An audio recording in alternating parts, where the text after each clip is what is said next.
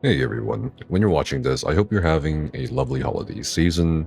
It is going to be the end of 2023 soon, and I do have some Starfield news and some kind of like takes I want to share with you, considering I have been making Starfield content since its release. So on the 20th of December 2023, Bethesda Game Studios actually made an announcement for Starfield and what's coming in 2024. If you've seen my other videos, you know that they will want to aim for an update every 6 weeks for the game, which is pretty insane when you compare it to like other single player games. And they also mentioned a few things that they'll also mention here in this update. And they say, as the year draws to a close, we want to say thank you from the whole team. In 2024, we'll be updating roughly every 6 weeks, starting with our next major update in February. So that's the second month of 2024. And they are wanting to implement throughout the year, which is key because they're not just going to do it in one update. Throughout the year, they're going to implement city maps. So there are no maps of New Atlantis, Neon, Aquila City, Gagarin, and so forth in Starfield, which is weird, was weird, and pointed out in many early access game reviews. We also have new ways to travel, whatever that means. That might be vehicles, land vehicles. That might be traveling by spaceship through galaxy, or not galaxies, but through star systems without the loading screens. So I'm interested to hear more about that. There's new ways to customize your ships, whether this is referring to the user experience of customizing or whether it's going to be more tiers of different ship parts or different ways to customize a ship. If they remove limits on certain things, that'll also be really interesting. It might also have to do with New Game Plus, because with New Game Plus in Starfield, unfortunately, you lose access to your ship, so maybe that's something they can look at too. They also have new gameplay options to further adjust difficulty, and this is, I think, a reference to once you reach a certain level, or you have enough perks or skills leveled, or certain weapons, the game, even on the hardest difficulty, doesn't feel that challenging, and that's certainly a valid thing to give as feedback. And they also are saying they will finally implement official mod support with the launch of Creations in 2024, which is a double-edged sword, and of course the long-awaited and probably highly anticipated for a lot of people who've been actually looking into the lore of Starfield, especially in regards to House of Varun. They are going to be releasing Shattered Space, which came free with the pre-orders. So that's something I'm also looking forward to personally. And of course, some of this was clarified by another post that, hey, this is just for things throughout 2024 by both the Reddit post and, of course, one of the managers for Bethesda Game Studios, community managers for Bethesda Game Studios, that this is just things for 2024, and that specific changes included in February's major update has not been disclosed yet. So I think that's great that they are looking to improve a lot of pain points that people have had, and they kind of launched this infographic of the stats for the game. One particular thing I think I find interesting is, I'm not sure how this is calculated, but maybe it's just a median. It's 40 hours average playtime per player.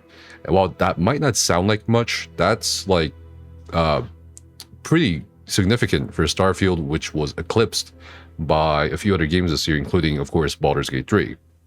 And to give some context to this, the average playtime on Steam for Elden Ring is almost 50 hours. It's like around 47 hours. And Skyrim is in the 70s, at least according to Bethesda Game Studios. So that's just to give a frame. It's actually pretty decent for a game that a lot of people are saying it flopped or was disappointing. But everyone kind of knew that Starfield was probably going to be either eclipsed or going to be not hitting expectations. It's just kind of going to be like every other Bethesda game that's come out, and you just have to kind of wait until mods come out or the game gets more updates, especially in this day and age where expectations for a gaming experience is much higher. But it's pretty cool to see all these stats. They kind of go into the same details they covered in the Reddit. I will kind of now talk about like the reaction to Starfield since September, and I've been keeping my thoughts to myself because I feel like it's just more of the stupid console war thing, or just kind of overreactions, or just really non-constructive feedback. But I think at this point it's kind of hard to ignore a lot of the backlash against Bethesda, or even the Starfield experience. And one of the things was Bethesda's developers, or at least customer support team, responding to people on Steam reviews. Kind of like, not like, what's the developer equivalent of mansplaining or whatever, right? Like, if someone complained about the story being generic or the gameplay is boring, a response would be put on under that Steam review and say, just kind of like do this really bland, obviously copy pasta kind of response saying, oh, you know, that's not true. And I feel like, of course, this doesn't look good, but I feel like a lot of people are missing the context of these responses. It is becoming more and more common within the game industry for companies to respond like this because it apparently, at least according to their research and data, it does evoke positive feedback from people who are scrolling through the review section or the Steam reviews.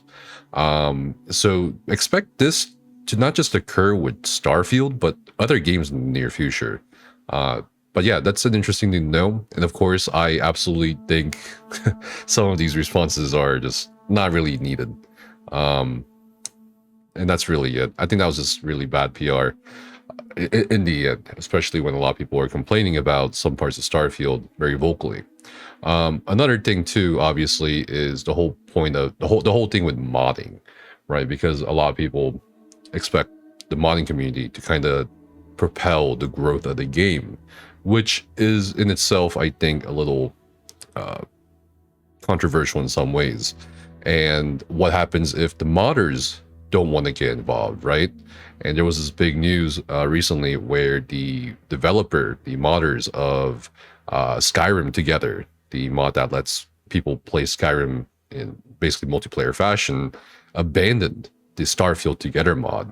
And I'm going to kind of read some of this here, saying that when the game released, I was hyped, like a lot of people, but probably for different reasons.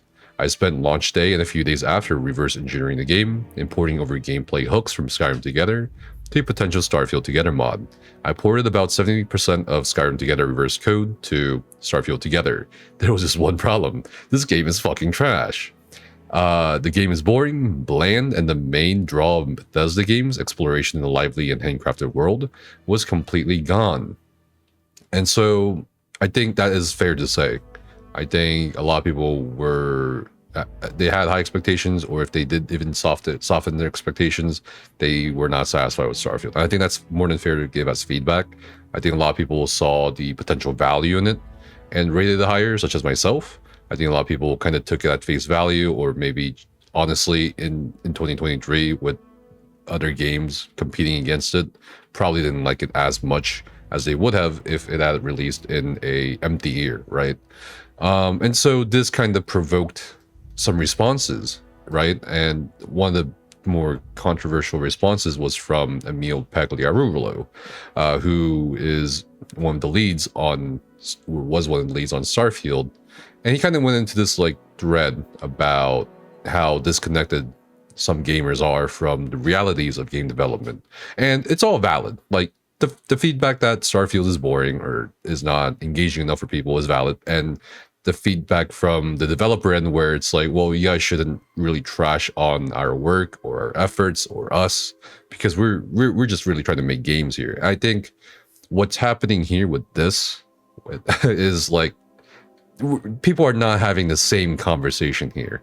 Emil is, I'm assuming, partly responding to similar sentiments that Kosi has posted, but also is kind of trying to show some nuance perspective in game development, and also like, I guess, his perspective on how, you know, not too harsh people should be. But that's a completely different conversation from this game is bad, not, you know, people are bad, right? So I think this kind of was also a more unnecessary bad PR. And I think my favorite thing about this was him saying, like, I can guess what it takes to make a Hostess Twinkie, but I don't work in the factory. But but one person was like, you know, I don't have to know how to make a Twinkie to understand that it might taste like shit. And that's also fair, but that's also not the conversation this guy, Emil, was having. I don't know. It's just whatever. I'm personally thinking my judgment will lie in their promised updates, which have been promised for a couple months now. They've been doing small incremental updates or patches where it includes like FOV sliders, which I feel like should have been implemented from the start. Some of the user experience and UI I pointed out in my early review of Starfield is still kind of lacking. Again, but that doesn't really go against the potential value of it. And I will say, there will be other sentiments like this post here, where it's like, it's kind of genuinely insane to me that Bethesda released their highly anticipated game Starfield months ago, and I've never seen a single piece of fan content for it. No fan art, no memes, no discussions about companions. I saw more about Fallout 76 when it launched, like, what? So, again, with the context of 2023, or Baldur's Gate 3, or other games, I think this was kind of inevitable. I also think, in some ways, as someone who, as you know, delved really deep into the Starfield lore, what's there for now, I also have this sense where I feel like some of the presentations of the lore, or some of the stories, or a lot of the stories rather, feel too safe in some ways. Like, it's like, there's definitely some outstanding stories in Starfield. There's also some meh stories, and there's also some okay stories, or good stories, or just plain, like, not very good stories. But I think it was all because of maybe this need to play a bit safe. That's the vibe I'm getting. And maybe that also contributed to, like, how maybe not completely culturally impactful Starfield is turning out to be. And again, I feel like somewhere down the line in the future, the cultural impact will come later, much later compared to other Bethesda games in the past, especially as more and more games come out, right? It's just not really like 2011 anymore when Skyrim released. It's not even a few years ago when there weren't too many games coming out. Just because that people are not talking about Starfield doesn't mean it's bad, but it certainly does, I think, should be taken into account by Bethesda when they are doing these updates they're promising. I think they should definitely go all out in these updates, because in the end, they'll win. The people who want to enjoy Starfield will win. And I think any further discourse beyond, okay, you know, we're going to update the game, is just pointless at this point. I'm just here to wait and see myself. But that's basically my thoughts about all this discourse, all the feedback, all the backlash or controversies thus far, or people's thoughts about Starfield. Personally, myself, I am more or less going to be waiting for the Shattered Space DLC for Starfield, especially for the lore videos that I am expanding to other games as well. I think I have one more Starfield lore video coming out before the end of the year this year for 2023, and then I'll focus on some other things, and just try to kind of come back to Starfield after it gets more updates, especially with the DLC. But yeah, let me know what you guys think down in the comments below. And I really do hope that you guys have a wonderful holiday season. And I will see you guys either next year or pretty soon with one of the last videos I'm posting out for the year. Appreciate you guys, and thanks for being you. See you in a bit.